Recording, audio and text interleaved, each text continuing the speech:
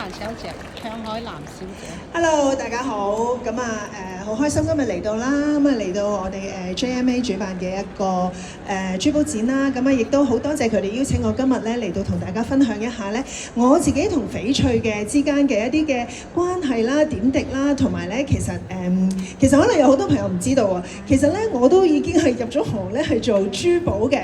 咁我自己嘅鋪頭咧喺2018年嘅時候成立啦。咁然之後咧，當其時其實自己都諗咗好多嘅唔同嘅方向，可能就喺度諗啊，究竟我應該係做鑽石紅銀綠寶啊，定係做啲乜嘢？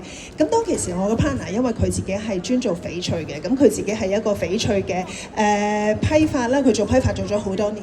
咁我哋係中間都摸索過好多唔同嘅道路，然之後最終我哋就決定咧，我哋嘅方向都係專注喺翻翡翠嗰度咧就會好啲。咁所以慢慢咧，其實由2018年到而家咧，自己好開心嘅就係咧，其實身邊好多朋友啦，或者係記者朋友啦，或者出邊嘅一啲嘅觀眾朋友見到我都會即刻諗到向海南同翡翠係有一個關聯喺度。咁啊，即係我都希望可以慢慢繼續做落去，希望大家會繼續記得向海南就等於翡翠，諗起翡翠又會諗起向海南。